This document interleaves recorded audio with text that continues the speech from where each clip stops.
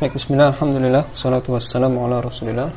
Assalamualaikum warahmatullahi wabarakatuh. Mahasiswa sekalian, kita lanjutkan di perkuliahan kita di subbab 6.2 di tata koordinat yang berputar ya. Dan kita lanjutkan dari materi kita sebelumnya yang kemarin kita sudah membahas tentang, kita review sedikit ya, tentang gaya pada kerangka acuan yang dipercepat atau gaya inersia. Kita sudah membahas pada kerangka acuan yang dipercepat secara linear saja. Dan kita sudah mendapatkan kemudian ungkapan gayanya dalam bentuk yang memunculkan gaya semu atau gaya inersial berbentuk minus M kalikan percepatannya, nol percepatan dari kerangka acuannya ya gitu ya. Nah, sekarang bagaimana jika kerangka acuan tersebut tidak hanya bergerak secara dipercepat linear begitu ya, tetapi juga mengalami putaran begitu, mengalami rotasi. Kita gambarkan semacam ini. Ada kerangka acuan yang inersial yang mula-mula yang asli adalah yang X, Y, Z ya, yang X, Y, Z. Kemudian kerangka acuan yang berputar adalah yang X aksen, Y aksen, Z aksen, dan diputar pada sumbu rotasi berupa ini. Sumbu rotasinya berupa sumbu N. Sembarang N gitu. Dan kemudian kecepatan putarnya ya, kecepatan putarnya adalah kecepatan sudutnya, kecepatan sudut putaran kerangkanya adalah kita sebut sebagai omega. Dia itu besarnya omega tanpa tanda panah kalikan arah N tadi ya, arah N. Oke. Nah, berikutnya adalah kita akan dengan cara yang sama seperti sebelumnya ya. Suatu titik P itu bisa dinyatakan menurut koordinat yang tidak berputar dan dinyatakan menurut koordinat berputar.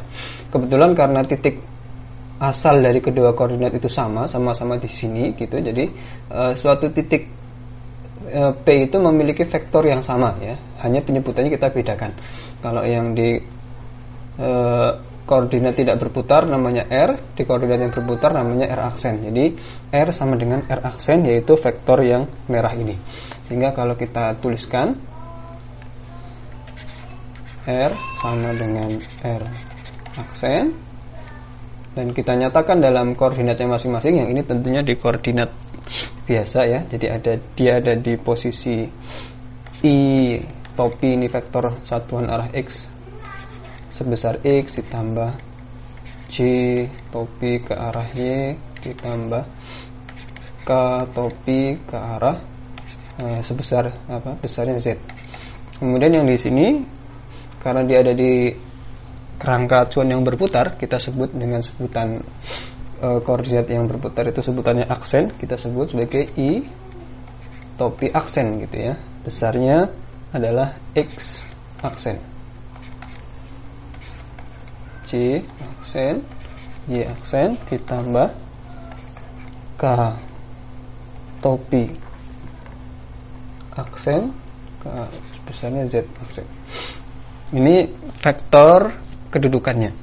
Nah, bagaimana dengan seperti biasa kan kita akan menghitung kecepatannya, percepatannya begitu ya. Sekarang mari kita lihat bagaimana turunan pertama terhadap waktu. Ya, kalau kita turunkan terhadap waktu, kita turunkan pertama.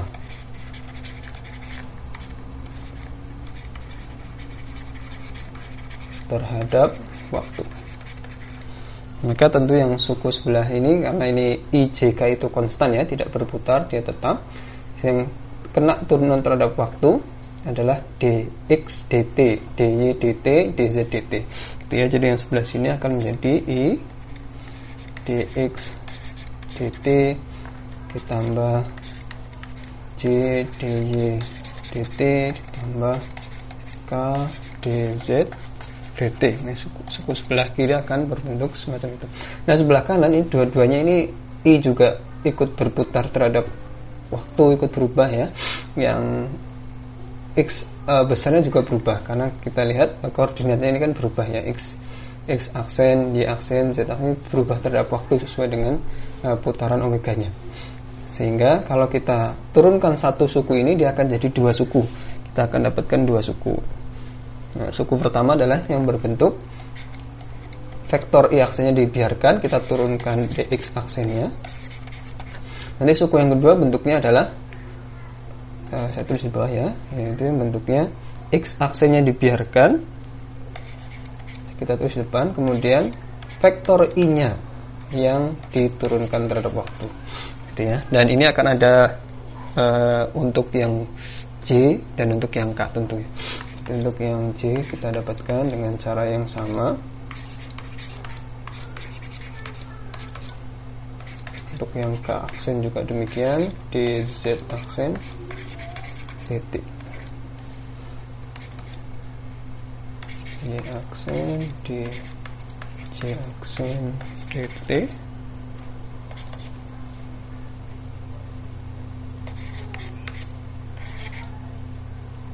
di K aksen dt. Nah, gitu ya. Jadi kita punya ada 6 suku di kanan dan ada 3 suku di kiri.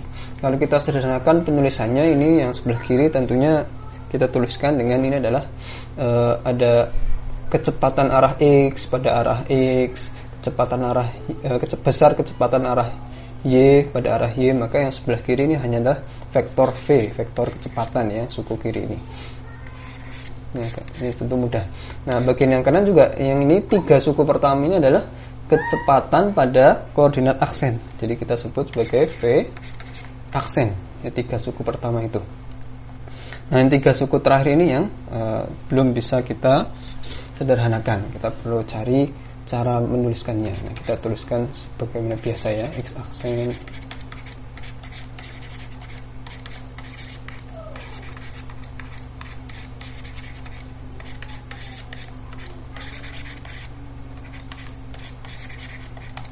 baik.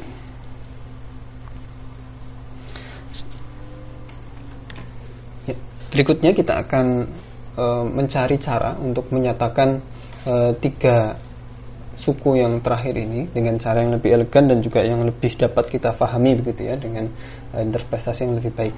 Nah, caranya adalah kita lihat dari gambarnya. Ya, kita gambarkan, ada di gambar 6.4. Itu kalau ada misalnya kita ambil salah satu vektor I aksen ya, vektor I aksen itu jika dia mengalami putaran begitu, putaran, dan vektor tersebut itu membentuk sudut V dengan sumbu putarnya dengan omega aksen tadi ya, kan kita amati begini tadi, ini sumbu putarnya, kita ambil salah satu vektor satuan X aksen gitu. Nah, pada keadaan awal dia ada di sini, ketika pada beberapa waktu kemudian dia akan pindah ke sana ya. Dan tentunya kalau kita ambil ada garis yang tegak lurus dengan sumbu putar itu kita ambil. Nah, di sini ada, kita bisa ambil vektor delta I aksen ya. Dan ini sudutnya kita sebut sebagai delta theta. Ya, kita sebut sebagai delta theta. Nah, kita lihat apa yang bisa kita lakukan dengan vektor ini ya. Maka kita coba tuliskan ya, tuliskan apa yang bisa kita tuliskan dengan besar dari vektor delta I aksen ini, besarnya saja ya. Nah, kalau kita lihat besarnya ini tentunya adalah dia itu harusnya adalah ini ya, panjang ini kalikan sudutnya ya, kalikan sudutnya. Berapa panjang ini? Nah, panjang ini berapa? Karena kita lihat ini adalah tegak lurus di sini, siku-siku di sini. Maka kalau ini satu satuan, sudut di sini adalah V, berarti kita tahu yang depan ini adalah 1 kalikan sin V kan gitu ya, 1 kalikan sin V. Jadi besar dia adalah kita perlu panjang yang ini kalikan delta theta, sehingga kita dapatkan besar dari vektor I aksen kalikan sin, ini namanya V gitu ya, kalikan delta theta. Nah, ini kita dapatkan besar dari delta I aksen ya, gitu ya. kita dapatkan itu. Kenapa kita memerlukan delta? Karena kita akan menurunkan terhadap waktu ya. Nah, kalau kita buat turunan d i aksen terhadap dt misalnya gitu, besarnya ya, besarnya saja dulu, arahnya nanti itu kan tentunya maknanya adalah limit untuk selang waktu delta t menuju 0 untuk kasus ini delta i aksen per delta t ya gitu ya. Ini makna dari di dt, di aksen tentunya maksudnya, di aksen dt. Nah, itu semacam itu. Sehingga kalau kita kerjakan ya dari untuk mengerjakan ini dari data di atas, maka kita dapatkan dari data di atas itu adalah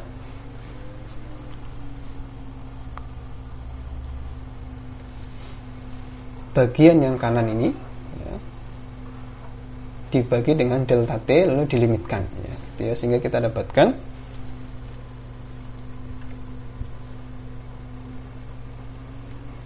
di aksen per dt besarnya adalah ini, besar dari i aksen itu 1, sisanya adalah sin v, jadi kita punya sin v,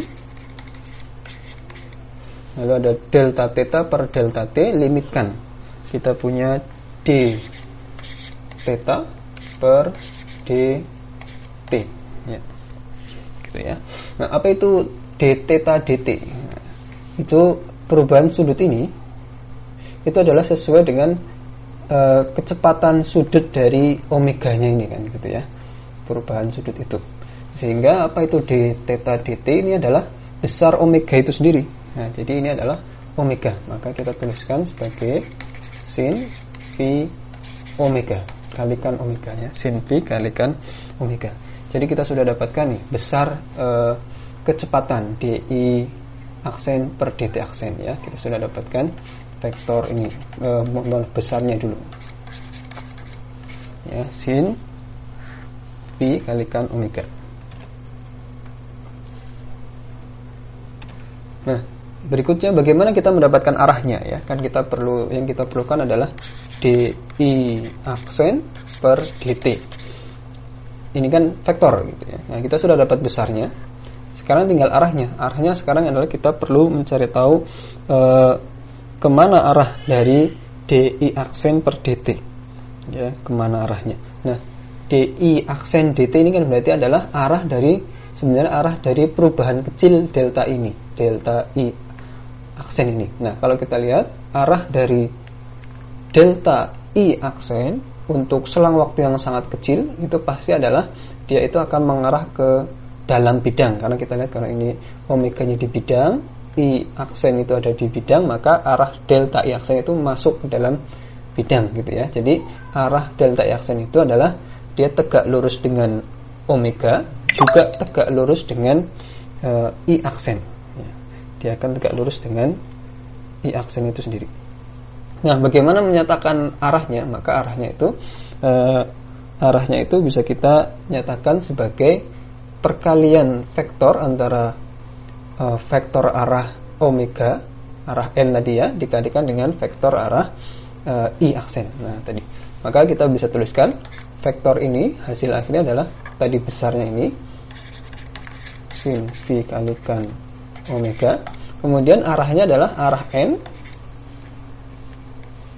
ya, arah n, nah arah ke atas dicrosskan dengan i, cross dengan i aksen gitu ya. Ini arahnya.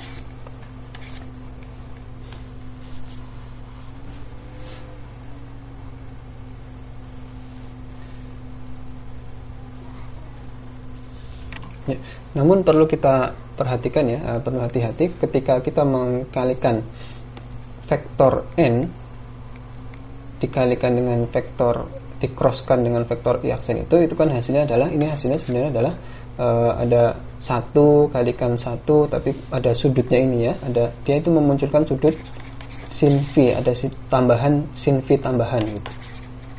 Yang ini tidak diperlukan, kita hanya perlu arahnya saja. Maka bagaimana menuliskannya? Maka ini sin v nya itu kita masukkan ke sana, atau dalam kata lain ini kita bagi saja dengan sin V, yang tambahan yang tidak perlu tadi. Kita hanya perlu besar kalikan arah. Ya, ini arahnya. Ya, ini arahnya adalah ini kali ini dibagi ini ada besarnya tadi. Oke, sehingga kita dapatkan cara kita untuk menuliskan ini DI aksen DT itu adalah omega kalikan N, itu adalah vektor omega. Saya sederhanakan ya, ini kalikan ini. Kemudian sisa dengan yang ini kalikan ini habis, ini sisanya adalah I aksen gitu. Jadi ini cross I aksen. Jadi kita sudah tahu sekarang untuk DI aksen DT kita dapatkan omega cross I aksen. Nah, nanti dengan cara yang sama untuk vektor yang lain ya, vektor J, vektor K, itu juga kita akan dapatkan DJ aksen DT itu dia adalah omega cross J aksen. Begitu juga nanti kalau kita terapkan untuk yang K, di K aksen DT adalah omega cross K aksen ya, gitu ya. Jadi kita akan dapatkan 3 relasi semacam ini dengan cara yang sama pengerjaannya seperti tadi. Nah, ketika sudah kita dapatkan semacam itu, maka kita bisa kembali meninjau persoalan kita tadi ya. Jadi yang sebelah sini, suku kanan ini akan bisa kita nyatakan sebagai X aksen, ini diganti menjadi omega cross I ya, gitu ya. Yang ini diganti menjadi Y kalikan omega cross J, dan seterusnya ya, itu akan menjadi semacam itu. Dan bisa kita sederhanakan menjadi V sama dengan V aksen, karena nanti akan ada ketemu X aksen ketemu dengan I aksen vektor arah I, Y aksen ketemu dengan vektor arah J aksen, kemudian Z aksen ketemu dengan vektor arah K aksen gitu ya. Sehingga yang sebelah sana itu, kanan itu bisa kita kumpulkan. Kita bisa tuliskan semacam ini, omeganya keluarkan, semua ada omega, di-crosskan dengan ada vektor X aksen ke arah I aksen, Y aksen ditambah Y aksen ke arah J aksen ditambah dengan Z aksen ke arah K aksen. Yang itu adalah vektor R aksen gitu.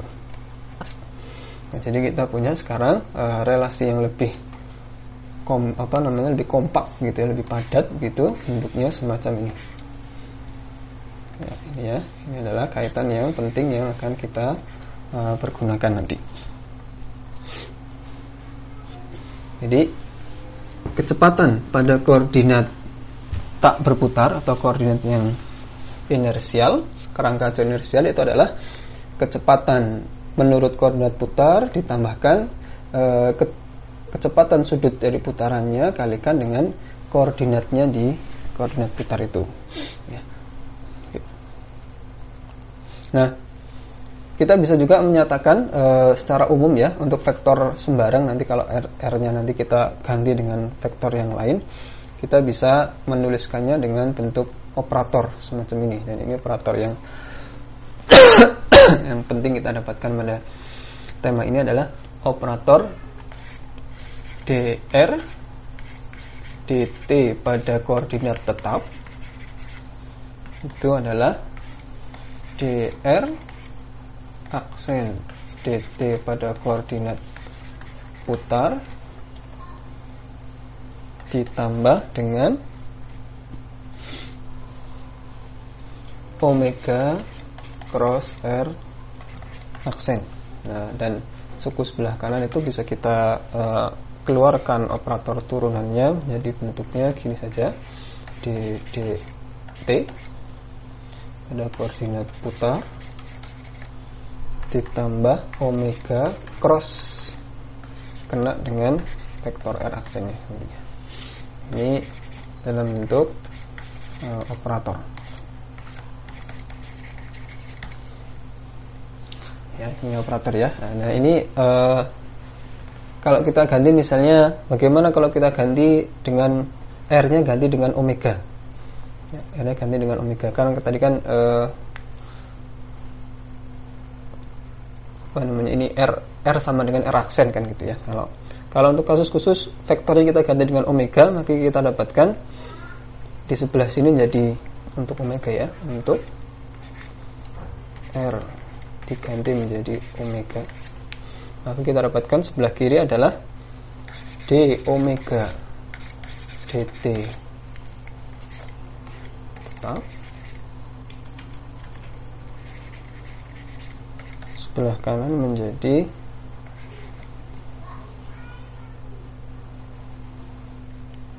di sini jadi d omega dt putar gitu ya.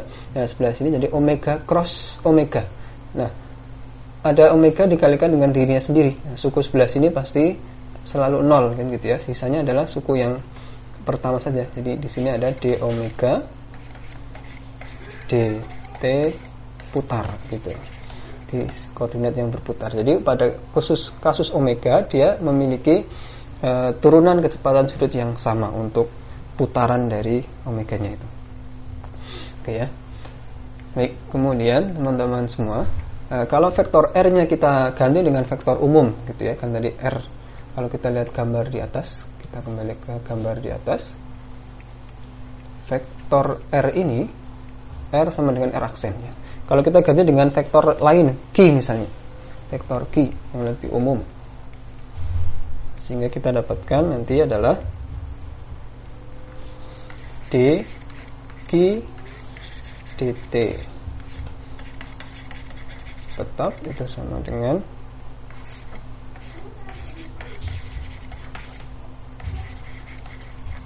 kalikan omega, nanti jumlah ya, jumlah omega cross.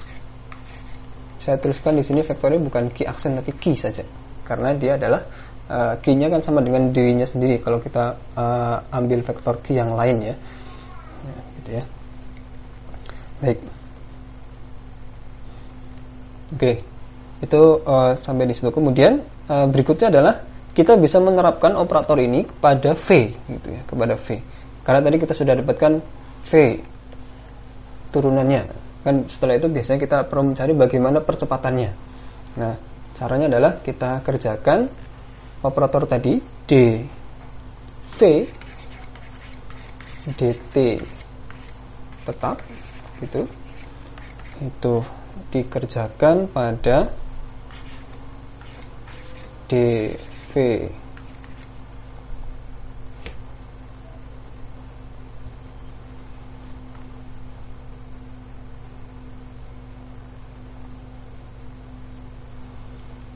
di dt ini putar ya, tambah omega cross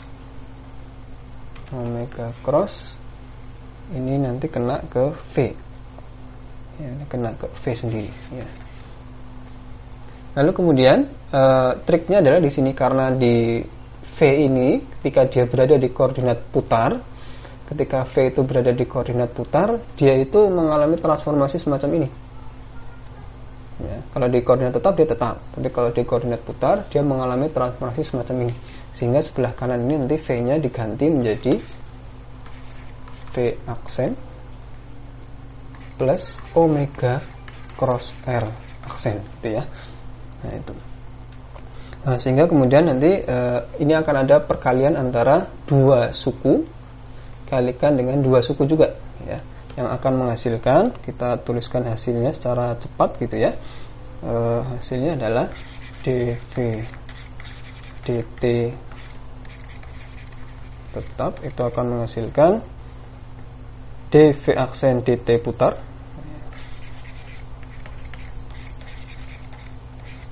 yang ini kena sini, ditambah ini kena ke sini. Jadi ini jadi dua suku nanti ya. Jadi dua suku. Kita tuliskan dulu yang pertama, ini kena ke omega, jadi kita punya d dt omega itu putar cross R aksen. Lalu kemudian omega yang tidak kena ya, kita tulis di sini. Omega-nya tidak kena, yang kena ini. Jadi kita punya cross dr dt putar gitu, maaf agak kecil. Lalu kemudian omega kena ke sini, omega cross V aksen.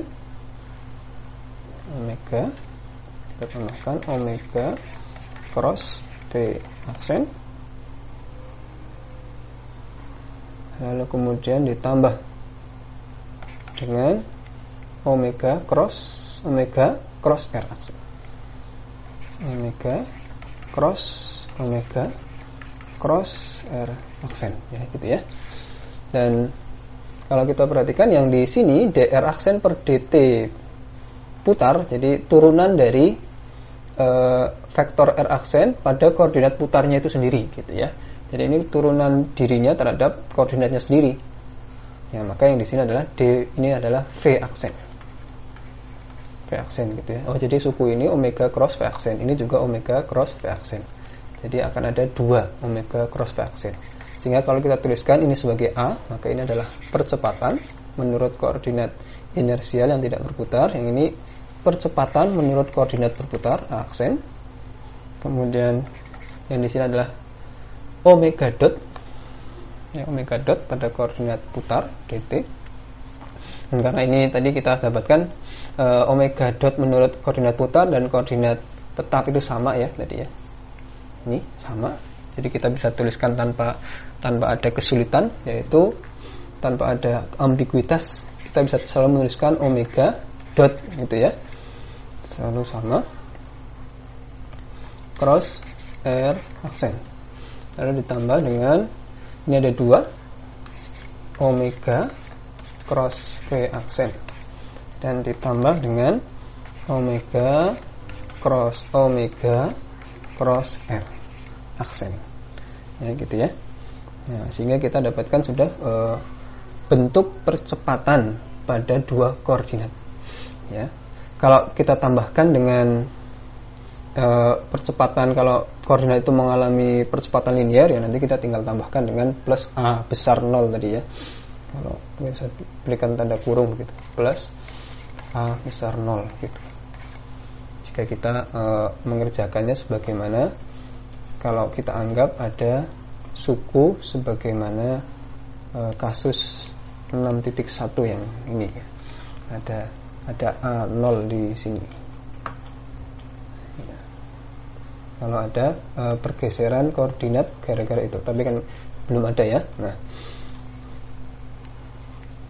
baik, sampai di situ dulu untuk bagian ini. Kita lanjutkan nanti di penjelasan berikutnya. Jadi sampai di sini kita bisa dapatkan ya bentuk percepatan pada perubahan koordinat putar dan tidak. Kalau ada pergeseran koordinatnya nanti tinggal ditambahkan ini. Begitu juga kalau yang ini nanti ditambahkan dengan pergeseran koordinat, nanti teman-teman tinggal kita berikan tanda kurung gitu ya, plus V besar 0 seperti yang di atas sebelumnya. Sehingga kita dapatkan sebagaimana persamaan 624 dan 625. Nah, lalu sebagai sedikit penjelasan, kita jelaskan sedikit. Suku yang ini 2 omega cross V ini nanti disebut sebagai percepatan Coriolis.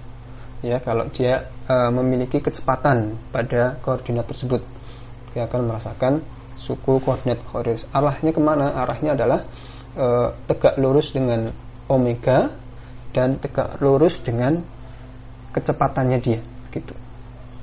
Ya, gitu ya. Jadi ini akan kita lihat di contohnya mungkin ya. Kemudian ada suku omega cross omega R. Yang ini ya, ini. Nah, kalau kita lihat besarnya adalah omega kuadrat R, gitu ya. Ini cukup familiar ya dengan kita ya. Nah, ini adalah percepatan sentripetal begitu, ataupun kalau nanti yang dirasakan oleh benda tersebut nanti kalau bentuknya adalah gaya inersial, nanti dia sebagai percepatan sentrifugal. Nah, sementara kita sebut sebagai ini percepatan sentripetal. Kemudian omega dot cross R ini adalah percepatan transversal gitu ya. Dan ini percepatan yang dialami oleh benda, percepatan totalnya. Kemudian ini percepatan gaya semu karena pergeseran kerangkanya. Baik. Setelah ini kita coba membahas sedikit terkait soalnya, contoh soalnya ya. Ya, sebagai contoh atau latihan untuk semakin memantapkan tadi persamaan kita. Jadi kita tadi sudah mendapatkan dua persamaan ini ya. V aksen plus omega cross R aksen plus V0. Ini jika ada pergeseran dari pusat koordinatnya. Secara umum ada V besar 0 dan ada A besar 0 ini ya. Kemudian kalau percepatannya bentuknya semacam ini. Nah, kita ambil contoh. Ada roda menggelinding. Tentukan percepatan suatu titik pada pinggiran roda. Jadi di tepian roda ya, yang jari-jarinya B. Dan rodanya ini menggelinding dengan kelajuan tetap V0 ya, menggelinding dengan kelajuan tetap V0. Langkah pertama adalah yang perlu kita lakukan adalah pilih koordinat barunya gitu. Nah, misalnya kita gunakan koordinat yang baru itu adalah koordinat yang disematkan pada pusat roda dan ikut berputar bersama roda.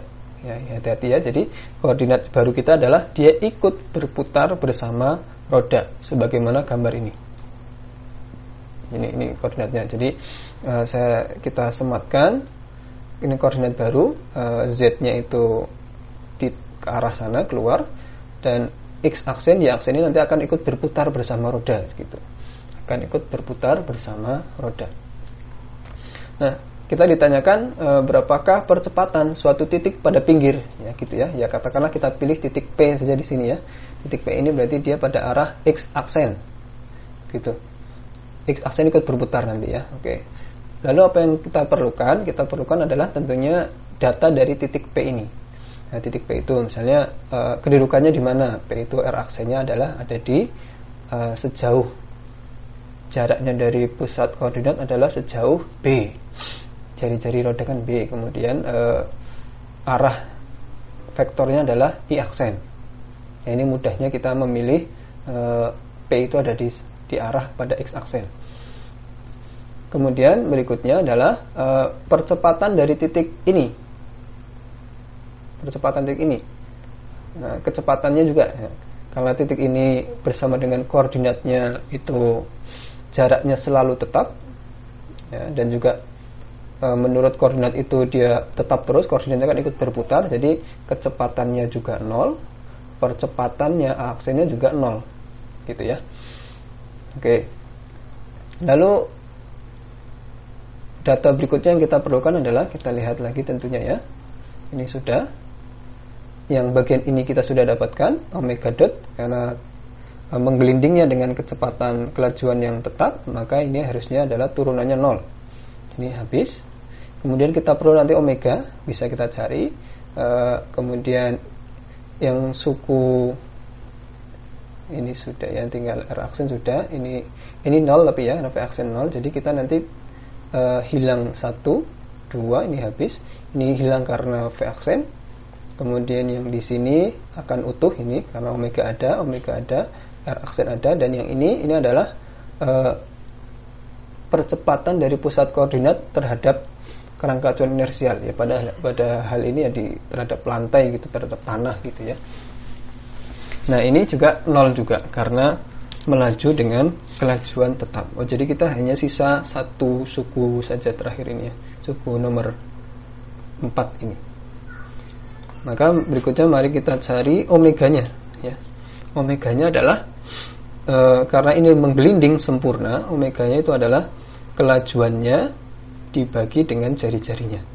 Itu omeganya. Arahnya sesuai dengan koordinat kita, arahnya adalah ke arah K aksen. Ya, jadi sesuaikan dengan K aksennya ya. Arah K aksen. Baik, ketika sudah dapat itu, kita tinggal hitung persamaan yang tadi, kita hanya sisa yang ini.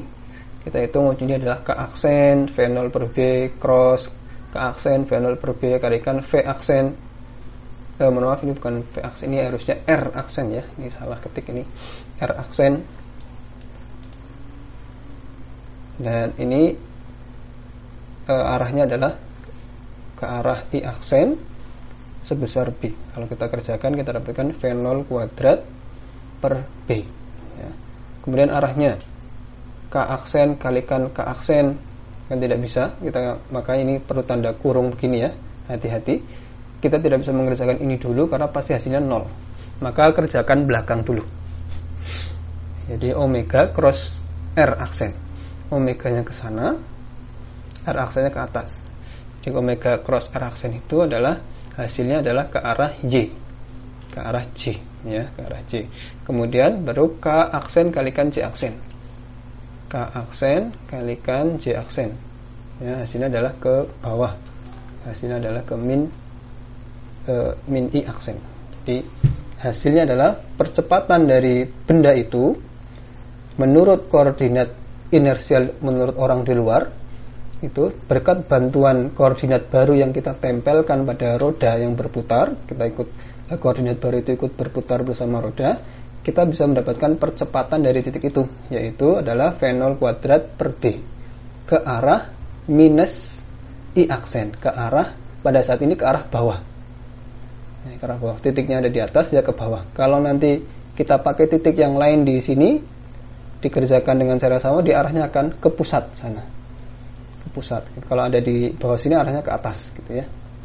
Nah itu, jadi ini percepatan kita sebut sebagai percepatan sentripetal kan biasanya ya. Jadi percepatan adalah sebesar V0 kuadrat per B dengan arah selalu mengarah ke pusat roda.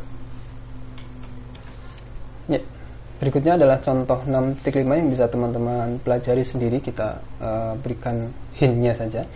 Ada bola menggelinding pada bidang miring, bola ini jari-jarinya R menggelinding tanpa slip dari keadaan diam sehingga pusat bola bergerak dengan percepatan tetap.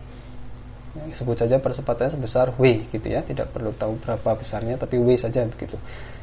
Tentukanlah percepatan titik A, B, C pada gambar sebagaimana ini ya. Tentu ini kalau ditanya berapa percepatan titik A, B, C, ini kan berarti menurut orang di luar gitu ya, orang yang melihat dari tanah gitu. Nah, tapi kita bisa tadi menggunakan kerangka acuan berputar yang kita berikan pada roda untuk menjawab persoalan itu.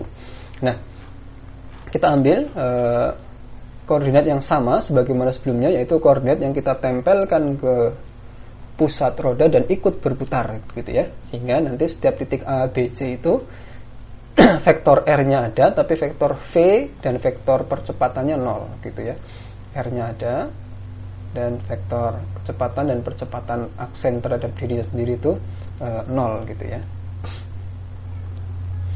Dan percepatan titik asal koordinat, karena ini pusat koordinatnya itu dipercepat ke bawah, sehingga akan ada A0-nya adalah W ya.